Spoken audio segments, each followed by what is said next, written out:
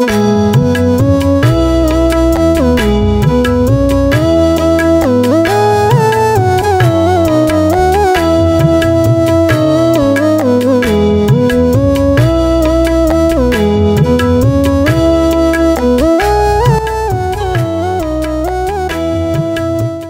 brothers and sisters in the Lord, ప్రభునందు ప్రియమైన సహోదరి సహోదరులారా, today's verse for our meditation is taken from the book of Psalms 142 verse 2. ఈరోజు మన ధ్యానం కొరకు 146వ కీర్తన 2వ వచనం నుండి తీసుకొనబడింది. While I live will I praise the Lord, I'll sing praises unto my God while I have any being. నా జీవిత కాలమంతయు నేను యెహోవాను స్తుతించెదను, నేను బ్రతుకు కాలమంతయు నా దేవుని కీర్తించెదను. Psalm 146 opens, that is the first one, a collection of 5 hallelujah psalms at the end of the book of Psalms. 146వ కీర్తన అనేది చివరి 5 కీర్తన హల్లెలూయా అనే పదాలతో ఆరంభించబడిన కీర్తనలోనిది మొదటిది ఇది. And each of these psalms begins and ends by encouraging everyone to praise the Lord. ఈ కీర్తనలన్నిటిలో కూడా ప్రతి ఒక్కరు కూడా యెహోవాను స్తుతించుడి అనే మాటతో ప్రోత్సహిస్తూ రాయబడిన మాట. It starts and ends with praising the Lord. యెహోవాను స్తుతించుడి అనే మాటతో ఆరంభించబడి యెహోవాను స్తుతించుడి అనే మాటతోనే ముగించబడిన కీర్తనలు ఇవి. This is the meaning of the Hebrew phrase hallelujah. ఇది హెబ్రీ పదంలో దీని అర్థమే హల్లెలూయా అనేది. And this joyful set of psalms is a fitting conclusion to the book of Psalms. ఈ సంతోషకరమైన ఈ కీర్తనలో ముగింపులోనికి సరిగ్గా సరిపోయినటువంటి కీర్తనలు ముగింపు భాగంలో. The name is book of Psalms. దీని పేరే కీర్తనల గ్రంథం And ఉంది. these set of psalms are a fitting ending. కాబట్టి ఈ ఏవైతే చివరి కీర్తనలు ఉన్నాయో సరిగా సరిపోయినటువంటి తగినటువంటి కీర్తన. In Hebrew they are known as the praise songs. హెబ్రీలో దాన్ని స్తుతి కీర్తనలుగా చెప్పబడ్డాయి. Psalm 146 celebrates the good news that in the face of human frailty and mortality God remains trustworthy. 146వ కీర్తనలో మానవుడు ఎంత మర్తమైపోయేవాడైన అపనమ్మకస్తుడైనా కానీ దేవుడు నమ్మకస్తుడుగా, దేవుడు యోగ్యుడిగా కనపడుతున్నాడు. What is more, ఇంకా ఏముంది ఇక్కడ? God's sovereignty from creation to eternity is dedicated to assisting those in deepest need and direct circumstances. సృష్టి మొదలుకొని నిత్యత్వం వరకు కూడా దీనిలో ఎంత లోతైనటువంటి గ్రహింపుని గురించినటువంటి సంగతులు. Man is in deepest need. మానవుడు ఎంతో తీరనటువంటి అక్కరలో ఉన్నాడు. And also he will be living in the direst circumstances. ఆయన ఎంతో అక్కర కలిగినటువంటి అవసరతల్లో ఆ జీవితంలో పరిస్థితిలో ఉంటున్నాడు. So God's sovereignty from creation to eternity is dedicated in helping this such a man. కాబట్టి దేవుని యొక్క సార్వభౌమం అంటే సృష్టి మొదలుకొని నిత్యత్వమునకు ఆయన సార్వభౌమ అధికారం ఈ మనుషుడు నిరాశలో ఉన్న వారికి సహాయపడుతున్నాయి. Lifelong praise through bearing witness to God's reign is the theme of 146. కాబట్టి దేవుని యొక్క పరిపాలన గురించి జీవితకాలం అంతా కూడా స్తుతిస్తూ ఉండడం అనేది ఈ కీర్తన యొక్క ముఖ్యాంశంగా చూస్తున్నాం. We don't know who wrote 146. 146వ కీర్తన ఎవరు రచించారో మనకు తెలియదు. We do not know when it was written. ఏ సమయంలో అది రాయబడిందో కూడా తెలియదు. But many think that it was written after Babylonian exile. అదే చాలా మంది ఒక అభిప్రాయం ఏమిటంటే బబులోను చెర నుండి విడుదల పొందిన తర్వాత రచించిన కీర్తనగా చెప్తారు. It tells us how to experience God's blessing. ఏ విధంగా దేవుని యొక్క ఆశీర్వాదాలను అనుభవించాలో చెప్తున్నాయి. It is the last of the Psalm Beatitudes. కాబట్టి ఇది ధన్యతల్లో ఉన్నటువంటి చివరి. In Psalms so many times ధన్యుడు Beatitudes is written. కీర్తనలో చూడండి అనేక పర్యాయాలు ధన్యుడు అనే మాట చూస్తున్నాం. More than 10 times. 10 కన్నా ఎక్కువ సార్లు ఉన్నాయి. And here the last ధన్యుడు is written in Psalm 146. ఇక్కడ చివరిసారిగా ధన్యుడు అనే మాట 146వ కీర్తనలో రాయబడింది. So it would be enlightening to study all the Beatitudes in the book of Psalms. కాబట్టి ఈ కీర్తనలో ఉన్నటువంటి ధన్యతలన్నీ కూడా చదవడానికి అది వెలిగింపుగా ఇస్తుంది. So to experience God's blessing, దేవుని యొక్క ఆశీర్వాదాలు అనుభవించడానికి always praise him and always trust him. ఎల్లప్పుడూ దేవుని స్తుతిస్తూ ఆయన యందు నమ్మిక ఉంచాలి. This psalm ఈ కీర్తన and each of the psalms for the remaining 147 to 150, ఆ తర్వాత 147 నుండి 150 కీర్తనలో కూడా ప్రతి కీర్తనలో కూడా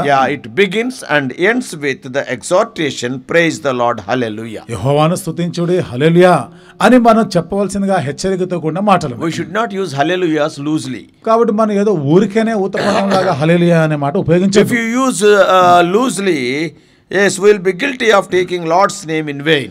నువ్వు ఒకవేళ ఏదో ఊత పదం లాగానే ఈ హల్లెలూయా అనే మాట ఉపయోగిస్తున్నావు అనుకో, దేవుని నామం వ్యర్థముగా ఉచ్చరించిన వారం It అవుతాం. should be a genuine expression of praise to the Lord. ఇది నిజంగా యథార్థమైనటువంటి వ్యక్తీకరణ, దేవుని స్తుతించే దాని గురించిన వ్యక్తీకరణ It ఉండాలి. is interesting to know that చూడండి, ఇది మనం తెలుసుకోవడం ఎంత ఆసక్తికరమైన సంగతి అంటే, this hallelujah first occurs in Psalms in Psalm 104. హల్లెలూయా అనే మాట మొదటిసారిగా 104వ కీర్తనలో ప్రస్తావించబడింది. That is in verse 35. 35వ వచనంలో. And it occurs only 23 times in the book of Psalms. ఈ కీర్తనలంతట్లో కూడా కేవలం 23 సార్లు మాత్రమే అక్కడ కనబడుతుంది. So let us come to our Psalm 146 verses 1 and 2. మన కీర్తన 146వ కీర్తన 1-2 వచనాల దగ్గరికి We వస్తాం. see the psalmist always praising the Lord. చూడండి, ఇక్కడ కీర్తనకారుడు ఎల్లప్పుడూ కూడా యెహోవాను స్తుతిస్తున్నట్టుగా మనం చూస్తున్నాం. In verses 3 and 4, 3-4 వచనాల్లో he tells us in whom not to trust. ఎవరి యందు నమ్మిక ఉంచకూడదో, ఎవరిని నమ్ముకొనకూడదో చెప్తున్నాడు. Thus by implication, in whom always to trust. ఆ విధంగా మరి అట్లాగైతే ఎవరిని ఎల్లప్పుడూ ఎవరిని నమ్మాలి అని చెప్తున్నాడు. Yes, in verses 5 to 10, 5-10 వచనాల్లో he shows that when we praise and trust in the Almighty Lord, then we will be blessed. సర్వ సృష్టికర్త సర్వశక్తిమంతుడైన దేవుని యందు మనం నమ్మిక ఉంచి ఆయనను మనం స్తుతిస్తున్నప్పుడు, అప్పుడు అలాంటి పరిస్థితుల్లో ఆయన యందు మనం ఆయన నమ్ముకోగలం. To receive God's blessing, always praise him. That is verses 1 and 2. దేవుని ఆశీర్వాదాలు పొందాలంటే ఎల్లప్పుడూ కూడా దేవుని స్తుతిస్తూ ఉండాలి. ఇది 1-2 వచనాలు. The opening praise the Lord is plural. యెహోవాను స్తుతించుడి అనేటువంటి ఆరంభ మాటలు అవి బహువచనంతో ఉన్నాయి. Addressed to the entire congregation. సమాజం అంతటిని ఉద్దేశించి చెప్పినాడు. But then the psalmist talks about his own self. తర్వాత కీర్తనకారుడు తన గురించి కూడా చెప్పుకుంటున్నాడు. Verse 2. 2వ వచనం. Praise the Lord, O my soul. నా ప్రాణమా యెహోవాను సన్నుతించుము. Verse 2 adds a determined resolve. I will praise the Lord while I live. I will sing praises to my God while I have my being. 2వ వచనం ఎంతో దృఢమైనటువంటి మాటతో పలుకుతున్నాడు. నా జీవిత కాలం అంతయు నేను యెహోవాను స్తుతించదను, నేను బ్రతుకు కాలం అంతయు నా దేవుని కీర్తించదను. If the psalmist, filled by the Spirit, had to preach to himself in order to sing God's praises all of his days, then certainly we must also do the same. కీర్తనకారుడు ఆత్మతో నింపబడి జీవితకాలం అంతై కూడా నేను యెహోవాను సన్నతించదని చెప్పగలుగుతున్నప్పుడు నిశ్చయంగా మనము కూడా యెహోవాను స్తుతించాలి. Praise God every day as long as you live. Yeah, it won't happen naturally if you to praise the Lord. అనుదినము బ్రతికినంత కాలము కూడా దేవుని స్తుతించాలి. ఇది సహజముగా జరిగేటువంటిది కాదు. ఇది It requires a Godward focus. ఇందులో చూడండి, దేవుని వైపుగా మన దృష్టి ఉండాలి. Where you see every blessing and trial coming from his loving hand. ఎక్కడైతే ఆయన యొక్క ఆ ప్రేమగల హస్తాల నుండి ప్రతి ఆశీర్వాదం వస్తుందో ఆ వైపుగా మనం చూడాలి. Also the psalmist has to make this determined resolve to praise God as long as he is alive. అంతేకాకుండా ఈ కీర్తనకారుడు బ్రతికినంత కాలము కూడా నేను ఆయన స్తుతించాలంటే ఒక దృఢమైనటువంటి ఒక నిశ్చయిత కూడా చెప్తాడు. Yeah, he clearly shows in verses 7 to 9. 7-9 వచనాలు ఎంతో స్పష్టంగానే చెప్తున్నాడు. The Lord's people are not exempt from different trials. చూడండి, దేవుని ప్రజలైనటువంటి వారు వేరు వేరు రకాల కష్టాలు శ్రమల నుండి మినహాయించబడిన వారు కారు. They are oppressed. వారు బాధించబడ్డారు. They are hungry. వారు ఆకలిగా ఉన్నారు. ఆకలిగా ఉంటారు. They are imprisoned. వారు చెరసాల్లో వేయబడతారు. Sometimes they will bow down. కొన్నిసార్లు వారు కృంగిపోయిన స్థితికి They are వస్తారు. treated as strangers. వారిని పరాయి వారుగా కూడా చూస్తారు. Some people, God's people, they became fatherless and widows. కొంతమంది దేవుని ప్రజలైన వారు విధవరాళ్ళు అవుతారు, There are- తండ్రి లేని పిల్లలు అవుతారు. There are wicked people in the world who persecute them. Verse 9. 9వ వచనం మనం చూస్తే బాధించువారు దుష్టులైనటువంటి వారు ఉంటారు. The Apostle Paul gives a similar list in Romans 8:35. అపోస్తలుడైన పౌలు రోమా 8:35లో ఇదే రకమైనటువంటి మాటలు అక్కడ కూడా ఉపయోగించాడు. Tribulation, distress, persecution, famine, nakedness, peril and sword.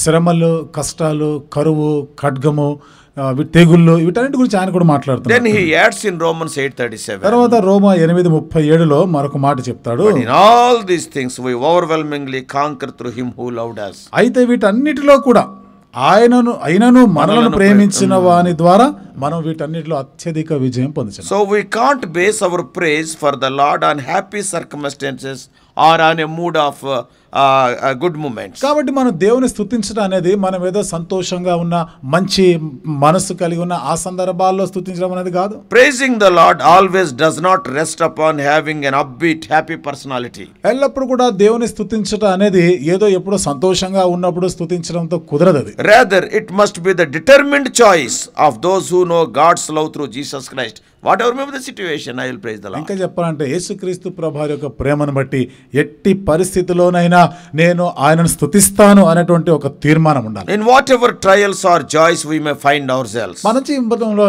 ఎలాంటి కష్టాలు సంతోష సందర్భాలు ఎదుర్కొన్నా we must join the psalmist in preaching to ourselves. కాబట్టి కీర్తనకారుడితో కూడా మనం చేరి కలిసి మనం కూడా మన గురించి చెప్పాలి. We have to tell to ourselves. మనకి మనం బోధ చేసుకోవాలి. Praise the Lord, oh my soul. నా ప్రాణమా యెహోవాను సన్నతించుము. We must join Paul, who from prison wrote Philippians 4:4. పౌలుతో కలిసి ఫిలిప్పీ 4:4 ఆయన రాసినాడే ఆ మాటలతో ఐక్యపరచుకోవాలి. By being in the prison, చెరసాలలో ఉండి few months he is going to be killed. మరి కొన్ని నెలల్లో చంపబడతాడు. What he is telling? ఏమని చెప్తున్నాడు? Rejoice in the Lord always, and again I say rejoice. యెహోవాను బట్టి ఆనందించుడి, మరలా చెప్పుదును ఆనందించుడి అంటాడు. And if we live that the way during the week like that, ఒకవేళ వారం అంతా కూడా ఆ విధంగా గాని మనం జీవిస్తున్నట్లయితే, if you are praising the Lord for good things and bad things, what you think? అంటే మంచి విషయాలు గాని నీకు చెడు సంభవించినా గాని ఇవన్నీ ఆ maybe విధంగా joyful అనుకుంటున్నా, situations or trials, some situations, కొన్నిసార్లు సంతోషకరమైన సందర్భాలు, కొన్నిసార్లు కష్టకాలం ఉంటుంది. then worshiping the Lord on Sunday will become very easy. అప్పుడు ఆదివారం మనం ఆరాధన చేసేది చాలా సులభమైపోతుంది. God's praises will flood that place. కాబట్టి దేవుని గురించిన స్తుతిగానాలు ఆ ప్రదేశం నుండి వరద వలె ప్రవహిస్తాయి. The human lifespan is introduced as an ample time, sufficient time for expressing God's goodness. మానవ యొక్క జీవిత కాలాన్ని ఎట్లా చెప్పబడిందంటే, మనం చాలినంతగా లేదా ఉన్నంత కాలం కూడా దేవుని మంచితనాన్ని బట్టి ఆయన స్తుతిస్తూ ఉండాలి. ఆ విధంగా చెప్పబడింది.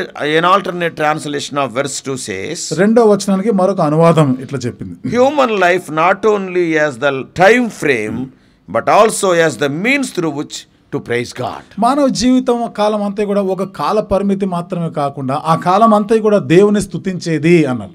I will praise the Lord through my life. కాబట్టి నా జీవిత కాలం అంతా యెహోవాను స్తుతించదను. And I will sing God's praises through my existence in another translation. ఇంకొక అనువాదంలో ఏముంది? నా బ్రతుకు కాలం అంతా కూడా నా దేవుని కీర్తించదను. బ్రతుకు ఉన్నంత కాలం. This translation suggests events in a person's own life and illustrates God's faithfulness. ఈ యొక్క అనువాదాలు ఒక వ్యక్తి జీవితంలో ఒక ఉదాహరణ ఇస్తూ దేవుని యొక్క స్తుతి గురించి ఏ విధంగా మనం స్తుతించాలో చెప్తున్నారు. For his faithfulness. ఆయన యొక్క నమ్మకత్వాన్ని It బట్టి. also implies that the way one lives one's life is itself is an act of praise. ఇంకో విధంగా ఒక వ్యక్తి జీవిత విధానమే ఆయనను స్తుతించుటతో చెప్పబడింది. Living out God's values of truth and justice. కాబట్టి దేవుని యొక్క విలువలు, ఆయన యొక్క నీతి న్యాయములను బట్టి జీవించుట, and responsiveness to those in need described in verses 5 to 9. 5 నుండి 9 వచనాలు రాయబడినట్లుగా అలా కృంగిపోయి ఉన్న బాధలో ఉన్న వారికి మనం ఆదరించుట, they acknowledge God's goodness. దేవుని యొక్క మంచితనాన్ని వాళ్ళు ఒప్పుకొనుట. So this long and beautiful psalm is a song of praise. కాబట్టి పొడవాటి ఎంతో సుందరమైన ఈ కీర్తన స్తుతి కీర్తనలతో కూడినది. And it rejoices in the unalterable character and eternal beauty of the Lord. దేవుని యొక్క నిత్యమైన శాశ్వతమైన స్వభాతిశయాన్ని బట్టి, ఆయన మార్పు చెందినటువంటి ఆయన గుణాల గురించి మనం ఘనపరుస్తూ చెప్తున్నాం. It extols the greatness of his character. ఆయన యొక్క వ్యక్తిత్వం గురించి, ఆయన గొప్పతనం గురించి మనం వర్ణిస్తూ గొప్ప చేస్తూ చెప్పాము. And it rejoices over the glories and majesty of our God creator. మన సృష్టికర్త అయిన దేవుని యొక్క మహిమ, ఆయన వైభవాన్ని మనం వర్ణిస్తూ గొప్ప చేసి మాట్లాడాలి. As we read verse after verse, ఒక్కొక్క వచనం తర్వాత వచనాలు చదువుతా the ఉంటే psalmist reflects on the wonder of his name. కీర్తనకారుడు దేవుని యొక్క నామమును, ఆయన నామములో ఉన్న అద్భుతమైనటువంటి ఆ సంగతుల గురించి ఆయన చెప్తున్నాడు. The author reminds us that the Lord is very great and highly to be praised. కీర్తనకారుడు యెహోవా మహోన్నతుడు, స్తోత్రము నొందదగినవాడు అని చెప్తున్నాడు. The Lord is clothed with majesty and honor and brings justice to the oppressed. కాబట్టి దేవుడు మహిమ ప్రభావమును వస్త్రముగా ఆయన ధరింపజేసుకొని ఉన్నాడు. బాధపడువారు, బాధించబడు వారికి ఆయన సహాయం చేయవాడు. The Lord provides food for the hungry. కాబట్టి ఆకలిగొనిన వారికి దేవుడు ఆహారం ఇచ్చేవాడు. He sets the prisoners free. వాడి చెరలో ఉన్న వారిని విడుదల He చేయవాడు. cares for his people. తన ప్రజలను గురించి ఆయన He పట్టించుకునేవాడు. opens the eyes of the blind. కాబట్టి గుడ్డి వారి కనులను He తెరవజేస్తాడు. lifts up those that are bowed down. కృంగిన వారిని లేవనెత్తువాడు. And he is a righteous God who loves the righteous. ఆయన నీతిమంతుడు, నీతిమంతులను ప్రేమించు నీతిమంతుడు. The psalmist meditates on the greatness of his God. కీర్తనకారుడు తన దేవుని యొక్క గొప్పతనమును ధ్యానం చేస్తున్నాడు. And he encourages all of us to do the same. మనం అందరం కూడా అదే చేయాలి అని He ప్రోత్సహిస్తున్నాడు. rejoices in the eternal faithfulness and gracious wisdom of the Lord. దేవుని యొక్క నిత్యమైనటువంటి ఆ యొక్క Eternal నమ్మకత్వము, faithfulness నిత్యమైనటువంటి and నమ్మకత్వాన్ని gracious బట్టి, wisdom. ఆయన యొక్క దయార్థమైనటువంటి జ్ఞానమును బట్టి స్తుతిస్తాడు. And he ponders over the majestic works of his hand. ఆయన యొక్క చేతి కార్యాలు మహా గొప్ప కార్యాలను బట్టి తలుచుకుంటున్నాడు. His ఆయన. thoughts and the meditations of the psalmist build into a crescendo of praise as he centers on his steadfastness on the love of his God. తన దేవుని యొక్క ఆ ప్రేమ యొక్క కేంద్రముగా ఆ కేంద్రంలో ఉంటూ ఆయన నేను వర్ణిస్తూ ఆయనను గొప్ప చేస్తున్నాడు. He is from everlasting to everlasting. ఆయన శాశ్వత కాలం మొదలుకొని శాశ్వత కాలం వరకు And ఉన్నవాడు. finally, చివరిగా he burst forth from his joyful meditation on the insurmountable wonders of his God. తన సంతోషకరమైనటువంటి ఆ ధ్యానము నుండి ఎంతో అద్భుతమైన ఔన్నత్యమైనటువంటి ఆయన యొక్క ఆ మాటల వైపుగా ఆయన He is మాట్లాడుతున్నాడు. just crying out, shouting, ఆయన ఎంతో కేకలు వేసి ఉత్సాహంతో I'll sing చెప్తున్నాడు. to the Lord as long as I live. నేనున్నంత కాలం, జీవిత కాలం అంతా నేను యెహోవాను I'll praise స్తుతించెదను. my God till my last breath. నేను బ్రతుకు కాలం అంతా కూడా నా దేవుని కీర్తించాను. చిక్కున ఊపిరి వరకు ఆయనను కీర్తిస్తాను. The joy of the psalmist is contagious. ఈ కీర్తనకారు యొక్క సంతోషము అదొక అంటుకునే లాంటిది. అది For when we spend our days reflecting on the eternal faithfulness of the Lord మన దినాల్ని దేవుని యొక్క నిత్యమైన నమ్మకత్వాన్ని గురించి మనం తలుచుకుంటూ ఉన్నప్పుడు and turn our hearts to meditate on the beauties of his name, మన హృదయాలు ఆయన యొక్క నామం యొక్క సౌందర్యం వైపుగా మరల్చినప్పుడు we will also rejoice on his wonderful works. మనము కూడా ఆయన యొక్క అద్భుత కార్యాలను బట్టి సంతోషిస్తాం. We can see his grace and mercy. ఆయన యొక్క కృప, ఆయన కనికరాన్ని మనం We can see చూడగలం. his wisdom and might. ఆయన యొక్క జ్ఞానము, ఆయన యొక్క మహాత్యమును, ఆయన బలమును We చూడగలం. can see his faithfulness and love. ఆయన యొక్క నమ్మకత్వం, ఆయన ప్రేమని మనం చూడగలం. And like the psalmist, we will blend our voices with the heavenly choir. కీర్తనకారుడి వలె మనం కూడా ఆ పర సంబంధమైనటువంటి ఆ గాన బృందాలతో కలిసి మనం We కూడా also will proclaim, holy, holy, holy. మనమును పరిశుద్ధుడు, పరిశుద్ధుడు, పరిశుద్ధుడు అని మనం చెప్పగలం. May God help us also to sing his praises all the days of our life. మనం కూడా జీవిత కాలం అంతా కూడా ఆయనను కీర్తించి స్తుతించలాగా దేవుడు మనకు సహాయం చేయండి. May God bless us. దేవుడు మనల్ని దీవించును గాక. Let us pray. ప్రార్థన చేసుకుందాం.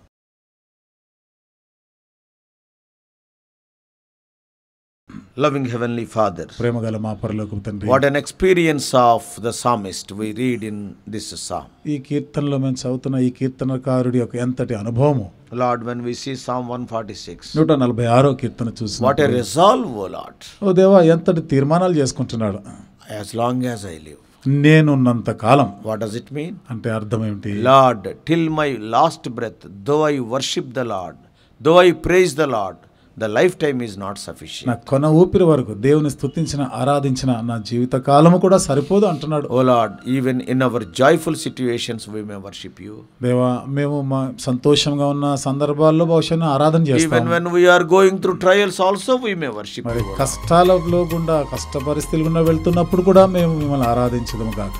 Lord, teach us this. దేవా ఇవన్నీ కూడా మాకు మీరు నేర్పించండి. Nothing in this world, even the troubles also cannot separate us from the love of God. దేవా ఈ లోకంలో ఏది కూడా, ఈ కష్టాలైనా కానీ దేవుని ప్రేమ నుండి మమ్మల్ని ఎడబాపనేరు. Teach us more and more. దేవా మాకు ఇంకా అధికముగా మాకు నేర్పించింది. Jesus' precious name.